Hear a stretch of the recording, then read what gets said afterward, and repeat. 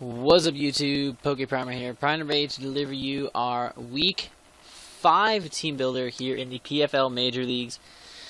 And we are coming into this week 4-0, one of only 3 undefeated teams left in the league, which is absolutely huge. Really, really awesome stuff. I'm really, really proud of how this season's been going so far. But I hate to get all negative on y'all real quick, but I'm about to be real with you. We about to lose. And we about to lose bad. Because this week we are taking on Steven and the Twin Leaf Tauros. Yes, that same Steven that we've only ever beaten once due to an ability being different than what it needed to be. Because in our original battle, if he had had a Reckless Staraptor instead of an Intimidate Staraptor, we would have lost, because it would have done enough damage and killed our Dusknoir. So, put that into perspective. Essentially, we got lucky the first time we beat him. Ever since then, we have not touched Steven. Steven has absolutely washed us every time. Dominated us in ways that we've never wanted to be dominated before. Hopefully, this time around, things can change, and we can maybe pull out the victory, but if there's any match this season that's going to screw us over, and thankfully he's in the other conference, so I'm not as super worried later in the season, but if there's any match that I'm worried about the most, it's going to be this match against Steven. So I'm going to have to put all of my heart and soul into this prep to try and maybe pull off a win, but I'm not holding out too much hope. So, without further ado, let's get into this. His team consists of Kyurem Black, Salamence, Gastrodon, Galvantula, Hitmonchan, Stunfisk, Mega Pinsir, Jirachi, Crawdaunt, Tangela, and Skuntank. First of all, he has Stunfisk. Now, before you say anything, if y'all underestimate Stunfisk, y'all are dumb. Stunfisk is strong as fuck. Stunfisk hits hard as fuck. Like, no joke, that thing is absolutely devastatingly powerful. Like, it can eat a hit, and it hits back decently hard. And it has a decent amount of coverage that can be a huge threat to my team and do a lot of damage. So I have to be very careful about that. I have to be very careful about the Stunfisk doing work, because if it's a bulky enough Stunfisk, it's going to be a pain in the ass to deal with. He's got Dragon Spam with Kyurem Black and Salamence, and those two are going to be such a problem. Oh my god, his team is so scary. He's got Gastrodon, which is a super wall. He's got Galvantula for the potential of sticky webs. He's got Hitmonchan as a rapid spinner and hard-hitting fighting type. He's got Mega Pinsir that if that thing gets an SD up, we're fucked. He's got... my god, he's got a plethora, and I do mean a plethora of ass-kicking Pokemon, including the Jirachi for hack support. He's got the Crawdaunt, which can sweep very easily. He's got the Tangela, the baby of our Tangrowth, Baby Ramen, and that thing is annoying. And he's got the Skuntank as potential defog support. So he's got every option that you could possibly need on a draft league team, all assembled in one spot. Like, he's got every possible strategy you can possibly have. If he needs to play Stally, he can bring a bulky, stallish team. If he needs to play hyper-offensive, he's got the hyper-offensive threats. Like, he's got a lot of things that can really threaten my team, and I'm not a fan of it. So, we're going to have to be really tough here, but this is the team that I ended up coming up with, so hopefully you guys enjoy this team builder. The first mon we are going to be bringing is our Chimpak, the Infernape. This is going to be our way of getting rocks up in this match. Hopefully we can get them up and keep them up, because that would be fucking dope. But, Chimpak here is an interesting little creature, because we are running max speed, with a naive nature, or a hasty nature, I should say. Max speed, hasty nature. Our offenses are completely mixed, like entirely mixed up, and that's like the most spectacular thing about it. We're running Fake Out, Stealth Rock, Hidden Power, Ice, and Fire Punch. So basically, number one, we speed tie with the Galvantula. Like this is 100% going to be our lead, and there's no bones about that. This is going to be our lead because this thing threatens out the Kieran Black with the potential of, if he leads Kieran Black, this thing threatens it out with the potential of a hard-hitting fighting-type move that could OHKO it. Salamence, we have the HP Ice for. Gastrodon's threatened by Grass Knot, which is very, very common on Draft League teams for Infernape. Galvantula, Fake Out, Fire Punch combo will kill it, and if we can win the speed ties, we avoid webs going up, which is huge. Hitmonchan is like kind of a 50-50, and I don't think he's going to lead with Hitmonchan. If he leads Stunfisk, then we just get the hell out of there, like, because we can't really do shit to Stunfisk. If he leads Mega Pinsir, we Fake Out, and then we live like any hit, and we can, thanks to our Sash, we can go for the Fire Punch and take it out. The Jirachi, we can just Fake Out, Fire Punch. Crawdaunt, it would be scared of the Sash and the Close Combat combination. Tangela does not want to take a Flare Blitz at all. Skuntank can be EQ'd or Close Combated to death, like, very easily. So a lot of his mons would be scared out from the start by this thing as a lead. And I have the right things for the ones that won't be terrified of it, you know? So, goal is go in, turn one. Perfect scenario is we Fake Out and Fire Punch the Galvantula, winning the speed tie and keeping webs off the field. And getting rid of his Volt Switcher too early on. That's the goal with this thing.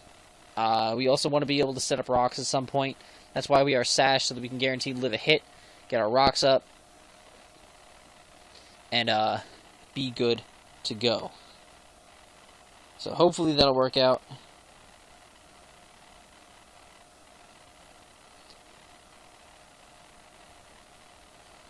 So hopefully this can really... This second Thrive this week, I think it could do really well for us.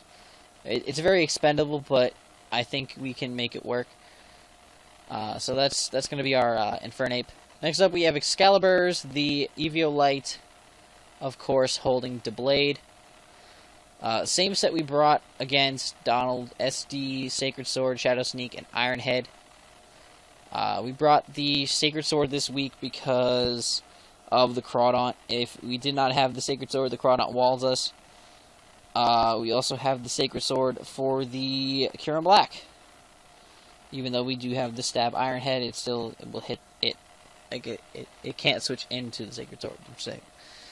We have Shadow Sneak because of the Jirachi. Jirachi, of course, outspeeds us, so I want to be able to hit that thing as hard as possible. If we can get SD up, Shadow Sneak is going to hurt a butt-fuck ton. So that would be cool. And then, obviously, Iron Head for the Kieran. And just for stab purposes. It's a very, very simple, standard, very standard Deblade set.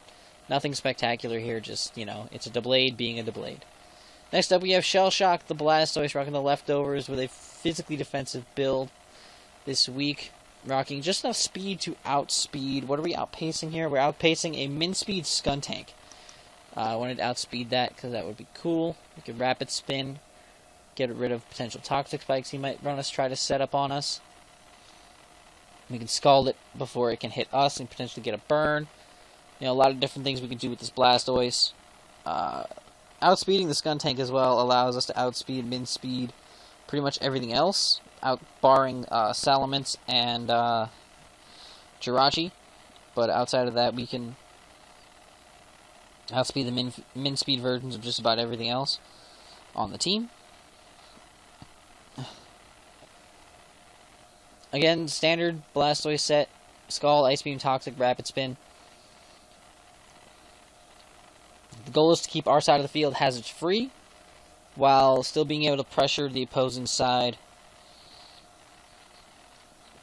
with the Scald, with the Ice Beam, stuff like that, so that we can still do some do some chip damage with the Blastoise as we go on. And the Toxic is for all the things that might want to switch in to Blastoise. We can Toxic it and whittle it down as well.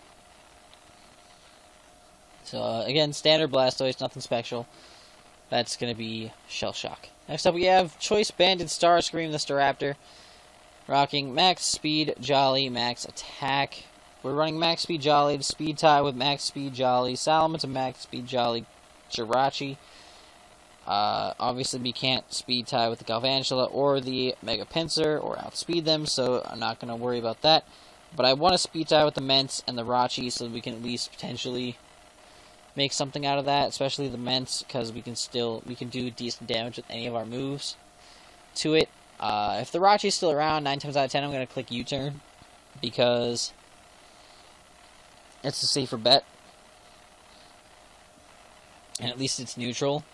That and close combat are still neutral, but I don't want to lower my defenses with close combat and still be in the match. I want to be able to hit for banded neutral damage on the Rachi with the U-turn, and then go out into something else that can handle the Rachi better, like the Deblade or something like that. So I figured that'd probably be a good thing to run this week.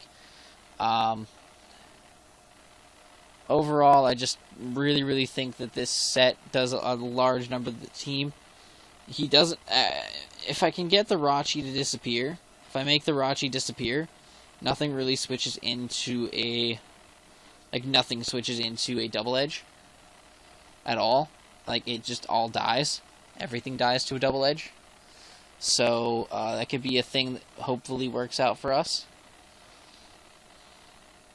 And hopefully we can get that thing going. Next up we have Calmine Cresselia, Leftovers, Max HP, Max Physical Defense, Bull Nature. Standard Calmine Cress with Moonblast and Shadow Ball as the moves of choice, because Shadow Ball so we can hit the Jirachi super effectively, and Moonblast because it hits everything else neutrally or super effectively. So that's just that. I figured that was the best bet, because if I were to run a Psychic type stab, then I would either A, have to get rid of Moonlight, which I need the Moonlight for recovery purposes. B, if I ran Psychic Stab over Moonblast, then the Crawdaunt would wall me, and the Skuntank would wall me as well. And if I ran Psychic Stab over Shadow Ball, then Jirachi walls me. So this combination of moves, even though it's not Stab, is still the most effective in my opinion for this matchup. If I can get set up decently enough, I can do some real work. To Steven's team with this Cress.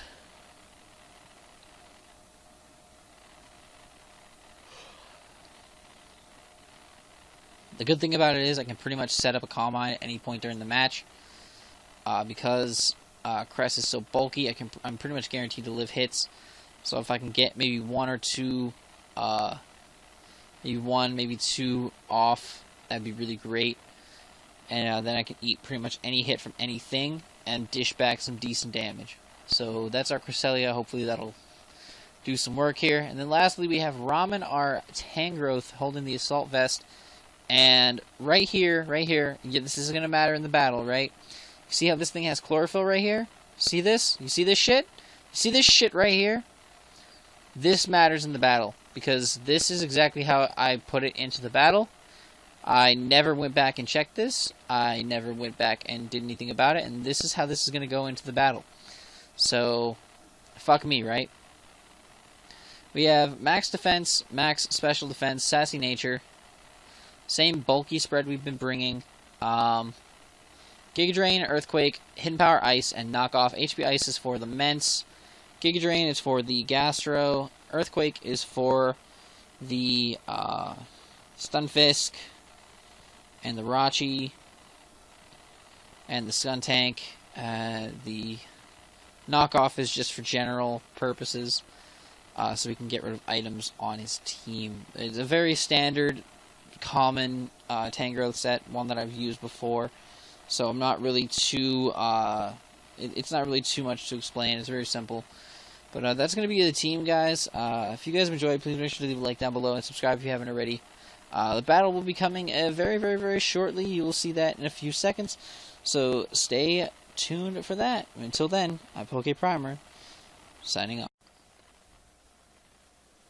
What's up, YouTube? PokePrimer here. Primer made to deliver you another PFL Major League battle here for Week 5. We are taking on Steven and the Twin Leaf Tauros, aka the team that always beats our ass inward. You can see from our team builder, we decided to bring our Infernape, Doublade, Blastoise, Staraptor, Cresselia, and Tangrowth. And you can see that our opponent decided to bring both his dragons, Kyurem Black and Salamence, as well as Jirachi, Stunfisk, Mega Pinsir, and Galvantula. So with this situation, I decided that 100% my lead was still going to be Infernape. So without further ado, let's go ahead and switch sides. He actually does lead with the Galvantula, which is what I predicted him to do. Predicting the fake out, which is good on him. He goes out into his Intimidate bulky ass Salamence, which actually has Rocky Helmet, which is really, really good prep on his part. I decided to prioritize and get my rocks up here as he goes for the Dragon Tail, which is interesting on his part. I go into my... It brings me into Staraptor, and I just kind of have to go for the U-turn. I know I can't kill this thing. And, yeah, so I just go for the U-turn and go out into my Cresselia. Into the Jirachi he goes as I go for the Shadow Ball, predicting that, but I can see that he is a specially defensive Jirachi, and it does literally nothing. He T-Ways me as I'm going to set up a Calm Mind, and I'm going to try my best to set up in this thing's face. He's going to set up the rocks, and I'm going to set up another Calm Mind. And we're here, we're setting up, we're getting business done. He's going to Iron Head me, and this is where Jirachi does what Jirachi does best. And that is piss any human being with a normal beating heart off. This thing is disgusting. I go for the Shadow Ball at +2, and it does a little bit of a chunk, but I need to set up more.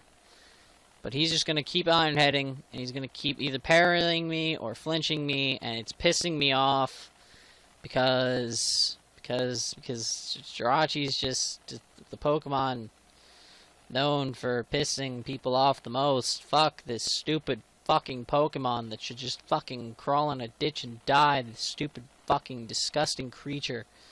I hate this Pokemon so much. He's actually going to switch here into his Pinsir. I'm going to get fully paralyzed as I was going for the Moonlight, so that's unfortunate. If I'd gotten the Moon... Now, right here. Now, think about that full para for a second. If I had been at full HP, do you think that he would have Swords Danced in my face? No. I don't think he would have. I don't think he would have Swords Danced in front of my Cresselia's face at all. Because, A, I could potentially be packing Thunder Wave, which I'm not, but I could be packing Thunder Wave. At that point, he had not seen my moveset. He had not seen Moonlight on my moveset. He had only seen Shadow Ball and Calm Mind. So at that point, he does assume that I have Moonlight, which is very good on his part, but he doesn't know my fourth move. So, do you think that if I had been at full HP, he would have gone for that? I personally don't. I personally do not think that he would have gone for the Swords Dance if I was at full HP. But, of course, I wasn't. I'm able to get the Moonlight off there, but, you know, what can you do? So he goes for the +2 return, and I live it. Do a decent amount of damage. I just go for the Moonblast for damage purposes, and it does a decent chunk. But he's just going to return and kill my Cresselia. I have nothing that wants to come in against that. I have nothing that can come in against it really safely. I go into Blade here, and you got to fucking crit, okay? You got to crit. Now, we're going to see, after this Iron Head damage, how much that crit matters. Look at that. If he had not gotten that crit, okay, let's do some things. If he had not gotten that crit, he would have done... I would have been at about this same amount after 2 returns. which after 2 Iron Heads, he would have been down a lot lower, to the point where I could have Shadow Sneaked him and killed him.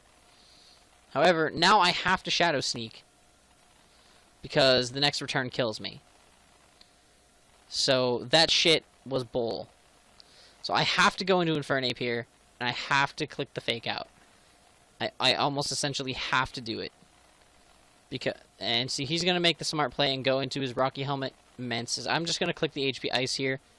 He's going to switch back into his Pinsir, and I'm going to actually be able to get the HP Ice off and kill it. Into the eventually he goes, and he wins the speed tie, of course, because why not? Wins the speed tie, he's able to get the Volt Switch off, which kind of sucks. Would have liked to be able to get him down to his Sash, but what can you do? He goes into his fucking Stunfisk, and I go into my Tangrowth. I'm going to knock this thing off. I don't want it holding any items. It has the Assault Vest, and it goes for a Sludge Wave. Look at how much damage that did! It's a fucking Stunfisk! Why does a Stunfisk do that much damage? And of course he gets a crit Sludge Wave, too, on top of it. Ain't that funny? See right there? No, notice how much HP I was at. I was at 12%, right? 12%. Keep note of that. That's where that fuck up in prep, in my team, that's where that's going to come into play. You just wait and see. Sludge Wave it is. Boom, bitty, boom. And Blastoise takes that and is able to go for the Scald and drop the Stunfisk, which is good because I didn't want Stunfisk around. But now he's able to go into this thing, and I go for the Toxic here as he goes for the Sub. And that is literally worst case scenario. The most of worst case scenarios, and that's pretty much just going to be essentially game. I'm going to take the first Fusion Bolt, fine, but Ice Beam is not going to be enough to break the Sub. I have nothing that can break the Sub on Blastoise. I probably should have gone for Rapid Spin there. Just you know, to be sure, I guess. I don't know. But he goes for the Fusion Bolt again. He's going to take out Blastoise. I go into my Staraptor. I go for the U-turn, which is going to break the Sub, which is good, I guess. But, I go into Tangrowth, and look, it dies! Because I didn't have Regenerator. So, yeah.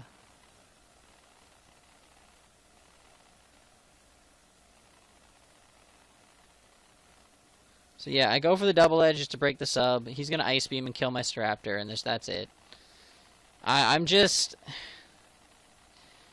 Yeah, I fucked up in prep. I'm not going to lie. I fucked up hard by not having regen. But at the end of the day, it was Steven being Steven. He actually just straight up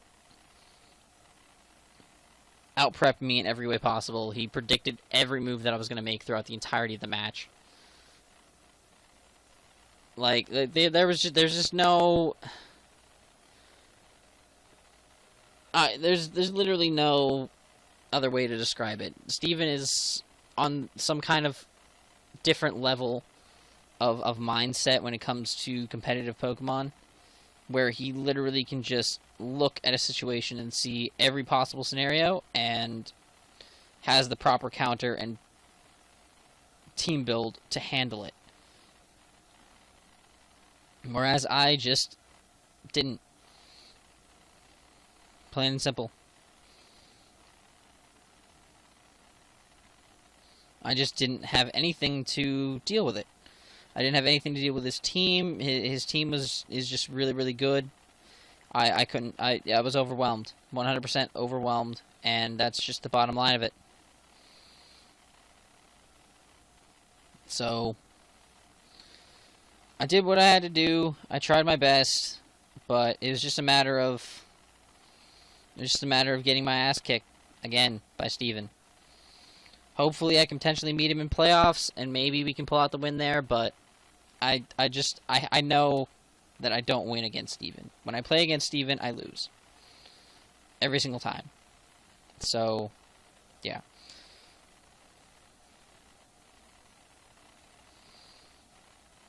I don't know, man. I don't know. If you guys enjoyed, please make sure to leave a like down below and subscribe if you haven't already. And until next time, guys, I'm PokePrimer, signing off.